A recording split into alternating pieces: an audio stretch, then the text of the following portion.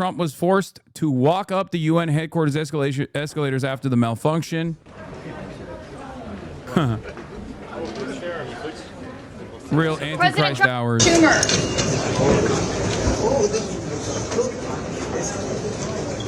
His fat ass done bricked it, dude.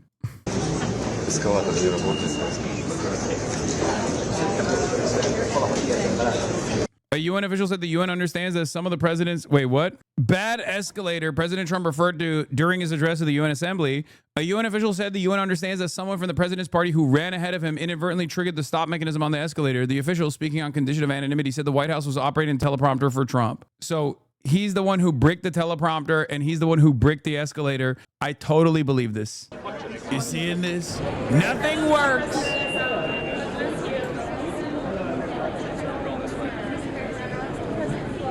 Nothing works. Nothing works. And then his teleprompter malfunctioned while he was giving his Antichrist speech at the UN, obviously, which is expected, which, for the record, I mean, he loves freestyling anyway, right? I don't mind making the speech without a teleprompter because the teleprompter is not working. I feel very happy to be up here with you, nevertheless, and that way you speak more from the heart. I can only say that whoever's operating this teleprompter is in big trouble. Let's be real. Let's be real. Off the cuff, he is goated off the cuff, usually. Okay, he's got it. He's got it. He still sometimes has it. This was one of those he's still got it moments. Not that it matters because, I mean, he is a demon. He is a straightforward demon, okay? We are in official demon time. I don't know how else to explain it to you. We are 100% officially firmly in demon time. I watched some of his speech this morning where he talked about how climate change is fake, how he said that the United Nations is a purposeless organization, which is kind of true, but not in the way that he implies it. You have made it a purposeless organization. So he went off on a bunch of different shit. Of just 7 months, I have ended 7. He demanded that he get a look for the Nobel Peace Prize. This is the funniest place to say he ended 7 wars because the dudes who he has supposedly ended the wars of are there in the room. This is one of the only places where you can't say that because they're in the room with you. You know what I mean? They could be like, no, you didn't do that. That's actually we're still warring, big dog. Obviously, he still can get away with it. I was talking to my dad about this, and he was like, "Do you think they'll actually cut him off? Because there's a time limit for how long you can go." And I was like, "Of course not. They're not going to do that." And of course they didn't. He's Trump, and he gets to do whatever he wants to do. And I think that, like, and I've said this before, Trump's behavior and his narcissism has made it impossible to ignore the power dynamic that exists. Okay, he is like a toddler. And he has no interest whatsoever in abiding by norms or even making it seem as though like these other European leaders have any sort of autonomy, any sort of sovereignty. So he just makes them genuflect over and over and over again. He just bullies people over and over again. And there's not really much people can do. I'm sure they hate it personally, but it's kind of like with Israel. You know, you can hate Israel, but ultimately you just got to do its bidding, right? And that is where we're at. I guess the one thing that I find to be good here is that this kind of destroys the notion of like international rule-based order and all this stuff that like liberals have deluded themselves into believing. Unendable wars. They said they were unendable. You're never going to get them solved. Some were going for 31 years, 2 of them, 31, think of it, 31 years. One was 36 years. One was 28 years. I ended 7 wars. And in all cases, they were raging with countless thousands of people being killed. This includes Cambodia. I mean, obviously, he didn't do that. Daniel Dale hit the fact check on this. We're back. We're so back. Liberalism is so back. Ooh, I'm fact checking.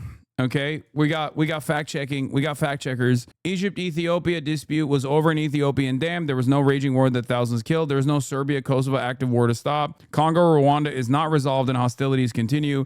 India denies Trump mediated any ceasefire. Inflation is not defeated and rising 2.9% from 2.7%. Grocery prices are up due to tariffs. U.S. electricity costs are up 6.2% year over year. There is no $17 trillion in U.S. investment. His own press secretary cited around $9 trillion, and even that is dubious. China is the world leader in wind power usage. Various countries. There are a lot of issues there. So first of all, some of the conflicts he's counting as wars he resolved were not actually wars at all. For example, Egypt and Ethiopia have argued over an Ethiopian dam project on the Blue Nile, but they were not in a raging war in which thousands of people were being killed. Similarly, Trump has claimed that he prevented conflict between Serbia and Kosovo from resuming, but they were not in a raging war either. In addition, the conflict involving the Democratic Republic of Congo and neighboring Rwanda has not actually been resolved. We have good reporting from just a day ago talking about how hostilities have continued despite the peace deal that was signed under President Trump. And then in addition to that, India denies that President Trump was responsible for mediating its ceasefire, its truce with neighboring Pakistan. So a whole lot of issues with just that one claim. And Pamela, there were a whole bunch of other claims that were just out and out false. So I don't even have time to run through all of them. But on inflation, President Trump said that grocery prices are down during this presidency. They're up, and the pace of the increases is accelerating as the tariffs take. I used to make fun of these guys, but honestly, I'm wrong. Okay. I used to make fun of the debunkers, and I'd be like, oh my God, I'm debunking. But like low key, don't it always seem to go? You don't know what you got till it's gone. They pave paradise and put up a parking lot. Ooh la la la la. With respect to the debunkers, okay? It turns out that the debunkers were actually doing the most basic component of mainstream media,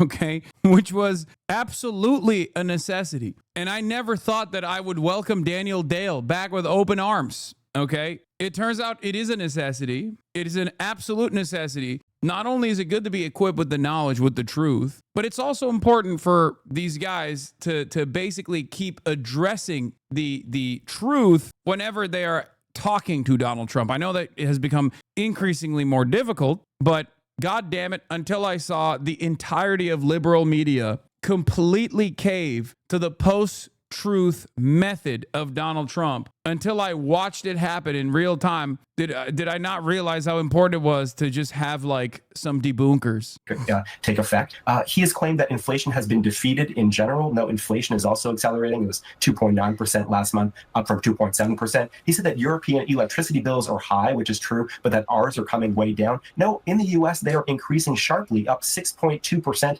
Directly as a consequence of the data centers, from what I understand. In August, compared to a year prior. And there were a whole bunch of other topics. He claimed that he has secured $17 trillion in investment in the U.S. Yesterday, his own White House press secretary said it was about $9 trillion in investment. So I don't know where the additional $8 trillion in a day has come from. And even that initial $9 trillion the press secretary claimed is highly dubious, counting a whole bunch of things that aren't actually spending, but rather are vague commitments from various countries. You and Kylie addressed the environmental claims. I just want to address one more. He claimed that China builds a lot of wind turbines and manufactures them for others, but refuses to use it itself, barely uses wind power. In fact, China is the world leader in the use of wind power. It is building additional wind power in China far faster than the pace at which the U.S. is building in the United States itself. So the idea that China is just, foisting this terrible source of energy on other countries while refusing to use it is a reversal of reality. Only until CNN completely stopped doing this and just started reporting on Trump's insane statements as is, did I realize that, no, this is much better. This is bare minimum, but it's much, much better. I am not making fun of the debunkers any longer, okay? I apologize to the debunkers. You were fucking right to do it. I'm glad that you're still doing it. Please give Daniel Dale more space. Jesus Christ, we have arrived at a post-truth universe. Someone has to be honest, please. Why did you make fun of them in the first place? Because they're nerdy and I'm a fucking idiot. That's why. But also, I mean, the real reason is because the debunkers also will use that debunking status to sometimes debunk things that are not wrong. Like whenever fucking Bernie Sanders says some shit about like Medicare or something, they'll be like, oh, I'm debunking. And Thailand, Kosovo and Serbia, the Congo and Rwanda, a vicious, violent war that was, Pakistan and India, Israel and Iran, Egypt and Ethiopia, and Armenia and Azerbaijan. This time, he didn't say like Albania and Cambodia or whatever. I mean, that's good, right? It's like a child. Our president has a child brain because last time I think he said something like, just not a real country. He said something like Aberdeen and Albania or something. Yeah, Azerbaijan and Albania. Anyway. It included all of them. No president or prime minister, and for that matter, no other country has ever done anything close to that. And I did it in just 7 months. It's never happened before. There's never been anything like that. I'm very honored to have done it. It's too bad that I had to do the I've actually never encountered a hog in the wild that believes this, by the way. Most hogs are still kind of stuck. Like, no matter how MAGA adjacent they are, they're still kind of stuck on the whole, I was going to end the war in Russia, in Ukraine, and end the war in Gaza day one. Because that was such a big claim. Obviously, he was never going to complete. Well, he could have if he had enough interest in preserving the humanity of Palestinians. He could have just stopped Israel for sure. But I have yet to hear from a hog in the wild that unironically is like, yeah, no, he's the peaceful president. How dare you? You just hate that he's ending wars or whatever. Instead of the United Nations doing them. And sadly, in all cases, the United Nations did not even try to help in any of them. I ended 7 wars, dealt with the leaders of each and every one of these countries, and never even received a phone call from the United Nations offering to help in finalizing the deal. All I got from the United Nations was an escalator that on the way up stopped right in the middle. If the First Lady wasn't in great shape, she would have fallen. But she's in great shape. We're both in good shape. We both stood. And then a teleprompter that didn't work. These are the 2 things I got from the United Nations, a bad escalator and a bad teleprompter. Thank you very much. And by the way, it's working now. It just went on.